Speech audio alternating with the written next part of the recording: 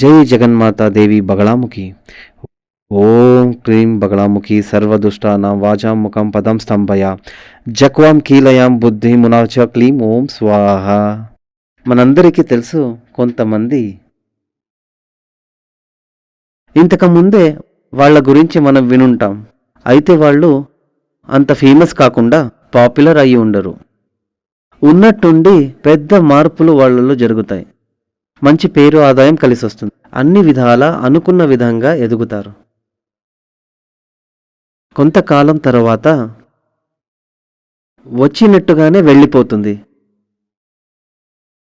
ఇలా ఉన్నప్పుడు ఆ ఆకస్మికంగా వచ్చిన ఎదుగుదల, పతనం ఇది ఎలా జరుగుతుందంటే గ్రహాల ఒక గోచార ఫలితాల ఆధారంగా జరుగుతుంది.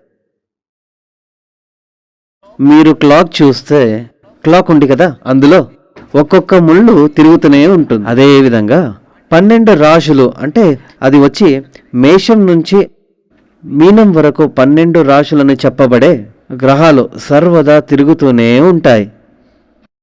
ఇలా సర్వదా తిరుగుతూనే ఉండేటువంటి గ్రహాలు కొన్ని యోగాలు వచ్చేటప్పటికీ పరస్పరంగా చూడడం దానికి దృష్టి అని చెబుతారు. ఒకే ఒక్క రాశిలో 2 గ్రహాలు చేరినప్పుడు, ఇంకా దృష్టి అనో యోగమనో గ్రహాలు చేరేటప్పుడు జీవితంలో భయంకరంగా ఉన్నటువంటి ఎదుగుదల, పతనం జరిగేటువంటి యోగాలు ఉంటుంది. ఇలా జరిగినప్పుడు ముఖ్యంగా మనకు ఆకస్మికంగా ఒక ఎదుగుదల, మంచి పేరు, ప్రతిష్ట వచ్చినప్పుడు నేను చాలా అదృష్టవంతుణ్ణి అని ఉండరాదు. మనకి వచ్చిన ఈ ఒక మార్పులు మంచిక చెడుక, ఇది పర్మనెంట్గా ఉంటుందా? దీన్ని ముఖ్యంగా తెలుసుకోవాలి. దీనికి ఒకే ఒక మార్గం, మీ జాతకాన్ని చూడాలి. దిఢీరుగా మీకు ఒక అదృష్టం వచ్చిందంటే, పేరు, ప్రతిష్ట వచ్చిందంటే, అలా అయితే తక్షణమే నాకు భాగ్యం వర్కౌట్ అయిందని మురిసిపోకుండా వెంటనే ఒక ఆచార్యవర్యులని చూడండి. గురూజీ, నా జాతకంలో, జీవితంలో ఇలాంటి ఒక మార్పులు జరిగింది, ఇది నా జాతకం ప్రకారం పర్మనెంట్గా ఉంటుందా? ఉండాలని నేను అనుకుంటా. ఉండాలి అంటే అందుకని నేనేం చెయ్యవలను? అలా అడిగి వచ్చిన ఆ ఎదుగుదల, యోగాలు పర్మనెంట్గా ఉండడానికి, నెలిసి ఉండాలంటే దానికి కావాల్సిన పరిహారాలు చేయాలి. ఇక్కడ వచ్చినటువంటి యోగం రాజకీయంలో అయితే దిఢీరుగా మీ జీవితంలో ఒక మార్పులు వచ్చింది, పేరు, ప్రతిష్ట వచ్చింది. అలా అయితే అది రాజకీయంలో అయితే దానికి మేమేం చేయాలంటే పృథ్వీరాజ యాగం, రాజస యాగం కంటే చాలా ప్రబలమైనది ఇది. పృథ్వీరాజ యాగం చేయాలి. పృథ్వీరాజ యాగం చేస్తే మీకు రాజకీయంలో మనకి మంచి పేరు, ప్రతిష్ట, డబ్బులు అన్నీ రావాలి, పదవి కావాలి. ఇది ఎక్కడి నుంచి వస్తుంది? జనాల నుంచి వస్తుంది కదా. అలాగా జనం నుంచి రావాలి. ఈ భూమిలో రాజయోగంతో ఈ భూమిలో ప్రబలంగా మనం జీవించాలి. ఆ యోగం, వచ్చినటువంటి యోగం ఎలాగో అలాగా వచ్చి చేరింది. అలా వచ్చినప్పుడు అది పర్మనెంట్గా ఉంటుంది. ఉండాలనే మేము అనుకుంటాం కదా, మీరు అలాగే ఆలోచిస్తారు. అలా అది ఉండాలంటే, ఉండేటట్టు చేయాలంటే దానికి తగిన యోగం మీ జాతకంలో ఉంటే దానికి పృథ్వీరాజ యాగం చేయాలి. అలా చేస్తే అంటే ఆ యోగం పర్మనెంట్గా ఉంటుంది. ఇదే విధంగా దిఢీరుగా జీవితంలో ఒక పతనం అయింది అని అనుకోండి, అతాటుగా ఒక ఆపత ఏర్పడింది, పెద్ద ఒక జైలు వాసం వచ్చింది. ఎలాగా అన్ని దిఢీరుగా మేము చూసుంటాం. పెద్ద పేరు, ప్రతిష్ట, ప్రశస్తి, ధనభాగ్యాలన్నీ ఉంటుంది. దిఢీరుగా ఒకరోజు ఏదో ఒక ప్రాబ్లం వచ్చి జైలుకి వెళ్ళిపోతారు, లేదా ఒక యాక్సిడెంట్లో చనిపోతారు, లేదా శత్రువుల వల్ల అతనికి జీవహాని కలుగుతుంది. అప్పుడు ఇలాంటి దోషాలు వచ్చినతో మ్యాక్సిమం అది రాకుండా ఉన్నట్టు చూసుకోవాలి. అది రాకుండా ఉండాలంటే మీరు మంచిగా జీవించాలి. దానికి ఒక ఉపాయం నేను చెప్తాను. మీరు ఒక జాతకాన్ని తీసుకొని ఒకరితో మాత్రం వెళ్ళకండి. బాగా క్వాలిటీగా ఉన్న ఒక ఇద్దరు ముగ్గురితో చూపించండి. ఒకరినే మూర్ఖంగా నమ్మకండి. ఈ ముగ్గురు ఒకే విషయాన్ని చెప్తున్నారంటే అది 100% నిజమని అర్థం. 4 + 3 7 ఎవరు కలిపిన 7 వేరే రాదు కదా. అదేవిధంగా జ్యోతిష్యం అనేది కూడా ఒక లెక్కల లాంటిదే, మ్యాథ్స్ లాంటిదే. శాస్త్రీయంగా చూస్తే ఎవడు చెప్పినా మీ ఫలితాలు అలాగే ఉంటుంది. అలా అయితే మనకి వచ్చినటువంటి యోగాలు మంచిదే, అది ఉండాలి. లేదా ముందు ముందు మనకి ఒక పెద్ద ఆపద వచ్చేలాగా ఉంది, దాన్ని ఆపాలి. ఆపద వచ్చేసింది, దాని నుంచి త్వరగా బయటికి రావాలి. ఇలా మీరు ఆలోచిస్తుంటే దానికి మంచి ఒక ఆచార్యులను చూసి ఒక అడ్వైస్ అడగాలి. ఎప్పటికీ ఇప్పుడు చూడండి, చాలామంది చాలా కష్టంలో ఉన్నటువంటి వాళ్ళు మీరు బయటకు వచ్చినప్పుడు చాలా పెద్ద పెద్ద ఫ్యాక్టరీలన్నీ మూతబడి ఉండడం మీ కళ్ళారా మీరే చూసింటారు. పెద్ద పెద్ద ప్రస్థానం అన్నీ ఏళ్ల తడబడి శిథిలంగా ఉన్నది మీరు చూసింటారు. అదేవిధంగా పెద్ద పెద్ద వాళ్ళంతా పేరు ప్రతిష్ట ఐశ్వర్యవంతులంతా జైల్లో వాసిస్తున్నారని విని ఉంటారు. కొంచెం ఆలోచించి చూస్తే, కొంచెం వెనక్కి చూస్తే ఇంతకు ముందే చెప్పిన ఫ్యాక్టరీలంతా మంచిగా పనిచేసినవే ఒక టైంలో. ఈరోజు జైలు వాసాన్ని అనుభవిస్తున్న వీళ్ళు ఒకప్పట్లో మంచి పేరు ప్రతిష్ట ఉన్నవాళ్లే. ఎందుకు ఇలా జరిగింది?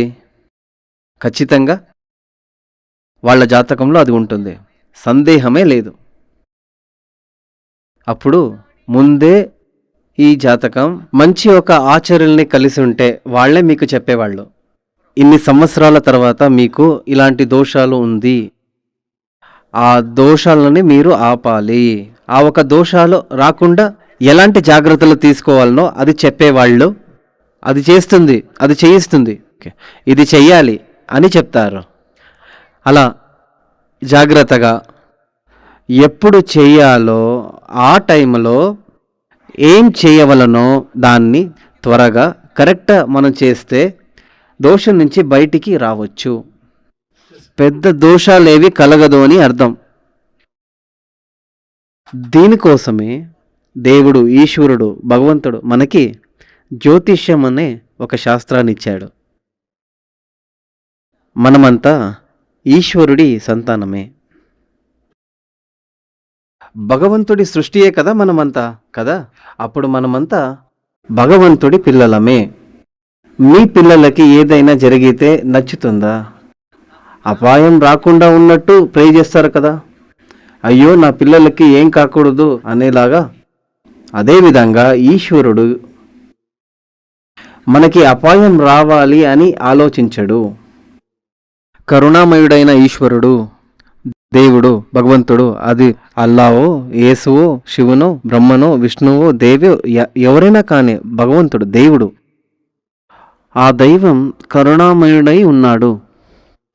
ఆ దైవం ఒక సృష్టియే మనమంతా, సకల జనాలు. ఈ జనాలంతా ఆపద లేకుండా సంతోషంగా బాగా బ్రతకాలి.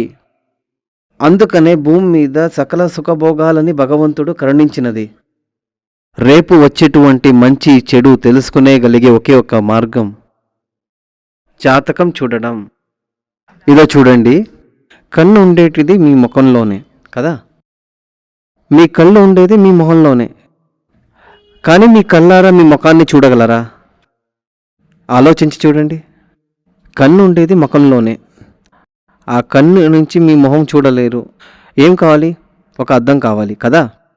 కన్ను ఉండేది మీ ముఖంలోనే అయినా ముఖం చూడడానికి కన్ను కవ్వదు. అదేవిధంగా అన్నీ నాకు తెలుసు, నేను తలిచినట్టుగానే నడుస్తుంది, అలా ఆలోచించకండి. మా జీవితాన్ని చూసుకోవడం కోసం కళ్ళతో కళ్ళు కనిపించదు. అదేవిధంగా మమ్మల్ని మనమే చూడాలంటే, కళ్ళు చూడాలంటే ఒక అద్దం కావాలి. మీ కళ్ళకు ముఖం మాత్రం కాదు, కళ్ళకి కళ్ళే చూడాలంటే కూడా దానికి అర్థం అవసరం. మా జీవితాన్ని మనమే అడ్వాన్స్గా చూసుకోవచ్చు. 10 years తర్వాత ఎలా ఉంటాం? ఇప్పుడు అమెరికాలో ఏదైనా ప్రాబ్లం జరిగితే టీవీలో లైవ్లో చూడొచ్చు కదా, అక్కడ నడిచేటువంటివి. వరల్డ్లో ఏం జరిగినా మనం టీవీలో లైవ్గా చూడొచ్చు. అదేవిధంగా 10 ఇయర్స్ తర్వాత మనకి ఏం జరగబోతుంది అనేది ఈరోజు మనం చూడొచ్చు. ఎలా తెలుసు? మా జాతకంలో అది రాసి ఉంది. ఇప్పుడు మీరు సినిమాలంతా చూస్తారు కదా, సినిమా పాతకాలంలో చూస్తే మీరు సినిమాకి వెళితే ఒక పాఠ పుస్తకం, ఒక కథా పుస్తకాన్ని ఇస్తారు. ఆ కాలంలో కథని చదివి చూస్తారు. అందులో చివరికి మన కథానాయకుడు చనిపోవడమో లేక కథలోని ప్రేమ జంట పెళ్లి చేసుకుంటారా, కలుస్తారా అని చదివిన తర్వాత సినిమా చూస్తారు. ఇప్పుడు అలా లేదు. అప్పుడు అదేవిధంగా మా జీవనంలో ఎలా ముగుస్తుంది, మన జీవితంలో ఏమేం జరగబోతుంది, దాన్ని భగవంతుడు అన్నీ ఒక స్క్రిప్ట్ రాసి ఇచ్చాడు. ఆ స్క్రిప్టే మీ యొక్క జాతకం. దీన్ని చేతిలో పెట్టుకొని మూర్ఖంగా నూతిలో పడకండి. ఇది నే చెప్పేది కాదు, మీరే చదివి చూడండి. జ్యోతిష్యం అనే శాస్త్రం 100% కరెక్ట్గానే ఉంటుంది, సందేహమే లేదు. కావాలంటే మీరే జాతకాన్ని పరిశీలించి చూడండి. నేను మీతో మాట్లాడేటప్పుడు జాతకంలో ఉన్న ప్లానెటరీ పొజిషన్స్ ఇలా ఇలా ఉంటే ఏమేం ఫలాలు వస్తాయని చెప్తాను కదా, మీకే అనుభవం వస్తుంది. జాతకం తీసి చూస్తే అవును వీళ్ళు చెప్పినది కరెక్ట్గా ఉందని మీకే అనిపిస్తుంది. నా దగ్గరికి వచ్చినటువంటి చాలామంది చెప్తారు, మీరు చెప్పినది నా జాతకంలాగే ఉంది అని. నా జీవితంలానే ఉండింది, అందుకనే నా జాతకాన్ని తీసుకుని మీ దగ్గరికి వచ్చాను అలా చెప్తారు. ఇక్కడ చూడండి, మా మొహాన్ని చూడాలంటే మా మొహంలో కన్నున్నా కానీ కనిపించదు, అర్థం కావాలి. అదేవిధంగా మా యొక్క జీవితాల భవిష్యం అలాగే రాసి ఉంది మన జాతకంలో. కానీ దాన్ని చదవాలంటే తెలిసిన ఒక ఆచార్యులు కావాలి, లేదా మీకు తెలిసి ఉండాలి. అప్పుడు జాతకం చూసి రేపు ఏం జరగబోతుందని తెలుసుకొని దానికోసం ఆ దోషాలన్నిటినీ ఆపేటందుకు మీ జీవితంలో అయ్యే దిఢీర్ ఎదుగుదల పర్మనెంట్గా ఉండేటట్టు చేస్తుంది. దిఢీరుగా మీ యొక్క జీవనంలో పతనం అది లేకుండా, ఎలాంటి ఒడదుడుకులు లేకుండా, ఆ ప్రాబ్లం లేకుండా ఆపగలగొచ్చు. అందుకనే 1000 రెట్లు తల్లి తండ్రి కంటే కరుణ ఉన్న భగవంతుడు ఈశ్వరుడు జ్యోతిష్యం అనే శాస్త్రాన్ని మనకిచ్చాడు. మొహం చూడాలంటే అద్దం ఒక్కటే పరిహారం కదా, అద్దం లేకుంటే మొహం చూడలేం కదా. అదేవిధంగా మన ఫ్యూచర్ గురించి ఒకే ఒక్క మార్గం జ్యోతిష్యమే, జాతకం చూడడమే. ఇది మంచిదని తెలుసుకొని అయితే ముఖ్యంగా ఒక విషయం చెప్తా. జాతకాన్ని చూసేటప్పుడు జాతకాన్ని తీసుకొని ఒక అహంకారంతో వెళ్ళరాదు. ఏం చెప్తారో చూద్దాం ఆ విధంగా వెళ్ళరాదు. జాతకాన్ని తీసుకొని ముందుగా మీ జాతకాన్ని మీ ఇంటిలో దేవుడి ముందు పెట్టి, హే భగవాన్, నేను చూసేటటువంటి జ్యోతిష్యులు అక్కడ నా జాతకాన్ని, అందులో గుణదోషాలన్నిటినీ వాళ్ళకి చెప్పేటట్టు జ్ఞానం ఇయ్యండి అని ప్రార్థించి తీసుకెళ్ళండి, ఇక్కడికైనా సరే ఎక్కడికైనా సరే. అదేవిధంగా ఆచార్యులను చూసేదానికి వెళ్ళేటప్పుడు ఆకు, ఒక్క, పూలు, పళ్ళు ఇవే శాస్త్రాలు. అక్కడ దక్షిణమన్నీ ఇచ్చి ఆచార్యుల దగ్గర పెట్టి మీ యొక్క జాతకాన్ని వాళ్ళకి ఇవ్వండి. అప్పుడు ఆ ఆచార్యులు, జ్యోతిష్యం అనేది ఆత్మశాస్త్రమే, ఆత్మీయ శాస్త్రమే. ఈశ్వరుడి కటాక్షం లేకుండా ఏ ఒక్క జ్యోతిషి అయినా జాతకం చెప్పలేడు, శాస్త్రం తెలిసినా కానీ. అయితే మనం విన్నాం కదా, MBBS చేసిన డాక్టర్ అయినా కానీ మంచి రాశి ఉన్న వ్యక్తి అని చెప్తారు కదా కొందరు గురించి, కై రాశి ఉన్న డాక్టర్. అలా అయితే ఈశ్వరుడి కటాక్షం ఉన్నవాడు. అలాంటి వాళ్ళు వైద్యం చేస్తే త్వరగా గుణమవుతుంది.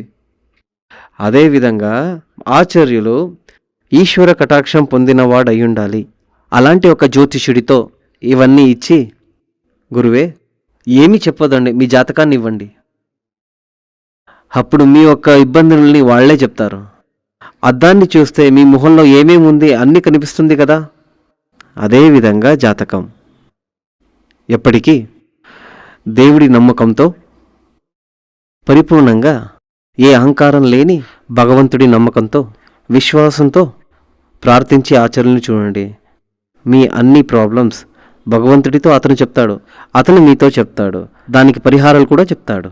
సరైన కాలంలో సరైన పరిహారాలు చేసినతో ఏ కారణానికైనా దోషాలు మనకి రాకూడదని మాత్రం కాకుండా దిఢీర్గా వచ్చేటటువంటివి కానీ కాకొన్ని మీ జాతకంలో ఒడిదుడుకుల్ని మాకు దోషాలు వచ్చినా కానీ వచ్చేటువంటి మంచి దిఢీర్గా సంభవించే గ్రహచారాలు, ఆ క్రమంలో గోచార ఫలితాల ప్రకారంగా వచ్చిన ఆ అభివృద్ధి పర్మనెంట్గానే ఉంటుంది.